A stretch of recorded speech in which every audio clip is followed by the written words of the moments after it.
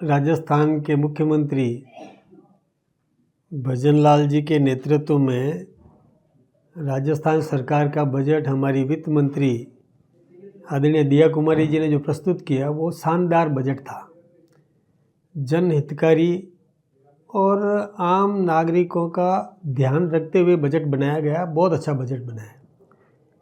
किसानों को विशेष रूप से समर्पित बजट है। युवाओं को रोजगार दिलाने की दिशा में बहुत अच्छा बजट है। उद्यमियों के लिए भी बहुत लाभकारी बजट है। आम नागरिक के जीवन स्तर को ऊंचा उठाने के लिए जो योजनाएं बनी है बहुत लाभकारी है। और किसानों की बात करें तो किसान सम्मान निधि में 6,000 तो केंद्र सरकार और 3,000 राजस्थान सरकार जोड़ करके 9,000 रुपया प्रति वर्ष देगी। ये किसानों के लिए लाभकारी है। यही नहीं, किसान क्रेडिट कार्ड में जो पहले 3 लाख रुपए का प्रावधान था अभी उसको बढ़ा के 5 लाख रुपया किया है। वैसे ही मिनिमम सपोर्ट प्राइस बढ़ाने की बात है, या किसान कोई जैविक खेती करे उसको प्रोत्साहित करने का काम किया है। और मैं सोचता हूँ कि ये भजनलाल जी का ही विज़न है कि कोई बैलों से खेती करे, उसको प्रोत्साहन देने के लिए 3,000 रुपया अनुदान देना यानी सहायता देना, यानी उसको प्रोत्साहित करने का काम किया। हमें मालूम है कि नंदी आज बेसहारा और गलियों में घूमता है, तो उसका उपयोग भी किसान लेने लगेगा तो ये आवारा पशुओं की समस्या भी कम होगी। जैविक खेती को बढ़ावा दे करके और उसको उचित मूल्य मिले, अधिक मूल्य मिले, इस दिशा में भी और इस बजट में प्रावधान किए गए। महिला SC ST उद्यमी उसको भी अधिक ऋण मिल सकेगा और उसमें भी और उसको प्रोत्साहित करने के लिए बहुत बड़े बड़े प्रावधान इसमें किए हैं। ऐसे ही रोज़गार की दिशा में जो गारंटी की थी भजनलाल जी ने वो पूरी करने का काम उन्होंने किया पहले भी, और लगभग 70% जो बजट घोषणाएं उन्होंने पूरी कर ली। और अब आगे भी रोज़गार की दिशा में सरकारी नौकरियां भी मिलेगी और निजी संस्थानों में भी नौकरियां लोगों को मिलेगी। राइजिंग राजस्थान का भी पूरा लाभ लेने का काम किया। यही नहीं 95% उद्यमियों को जो पिछली बार जिन्होंने मांग की थी उनको ज़मीन भी आवंटित कर दी गई। धरातल पर उतरने लगेगा काम। इसके साथ ही कुटीर उद्योग पनपाने की दृष्टि से कच्चा माल जो राजस्थान में उपलब्ध है उसका उपयोग करने के निमित्त कुटीर उद्योग भी पनपेंगे। उनको आसान किस्तों पर लोन मिलेगा, मार्केट उपलब्ध है। और भजनलाल जी ने जो सब से सलाह ली थी, चाहे व्यापारी हो, उद्यमी हो, कर्मचारी हो, मजदूर हो, चार्टर्ड अकाउंटेंट्स है, MLA एक्स MLA, सबकी राय लेकर के और उनका समावेश करने की पूरी कोशिश की है। इस बजट में ऊर्जा के मामले में राजस्थान आत्मनिर्भर कैसे बन सके इसके बारे में भी बहुत बड़े बड़े प्रावधान किए हैं।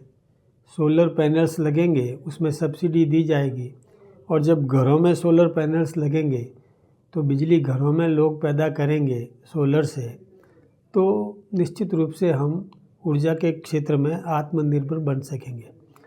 इसके अलावा भी प्रति माह 150 यूनिट बिजली फ्री देने की जो घोषणा की है, यानी 1800 यूनिट साल की, यानी बहुत बड़ी बात है। ये एक लाभकारी है। पानी के मामले में भी, चाहे जैसे ERCP में भी जो पैसा दिया वो टेंडर भी हो गए, काम भी शुरू हो गया। जो राम जल सेतु जो बनाया है राजस्थान और मध्य प्रदेश का, जो मिला करके जो पानी का उपयोग किस प्रकार से होगा राजस्थान में, ERCP, और ऐसे ही हरियाणा से पानी मिलने लगेगा। ऐसे ही हम नर्मदा के पानी का भी पूरा उपयोग करेंगे ताकि राजस्थान के किसानों को पानी मिल सके पेयजल की समस्या का समाधान होगा और किसान को भी खेत में पानी मिलेगा। इसके अलावा जो कच्चा माल है वो यहाँ उपयोग में आएगा, अब बाहर कच्चा माल नहीं भेजेंगे। पर्यटन की दृष्टि से जो अरावली पर्वत श्रेणियों में जो धार्मिक स्थल है या जो पर्यटन केंद्र बन सकते हैं ऐसे स्थल है, उनका विकास करने का काम किया है।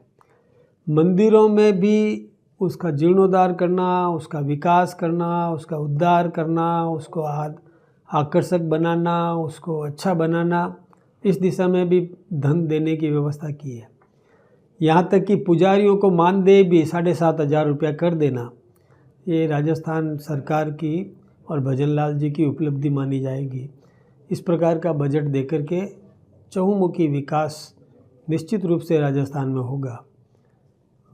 मैं मुख्यमंत्री जी और वित्त मंत्री जी को बहुत बहुत धन्यवाद दूंगा कि आम नागरिक को मजबूत करने की दृष्टि से और किसान को भी समृद्ध करने की दृष्टि से कर्मचारी वर्ग का भी पूरा ध्यान रखा है। सभी वर्गों का, युवा का, महिला का, SC का, ST का, सभी वर्गों का, गरीब का उत्थान कैसे हो सकता है, उस दिशा में भी बहुत अच्छी योजनाएं दी है। मैं सोचता हूँ कि ये बजट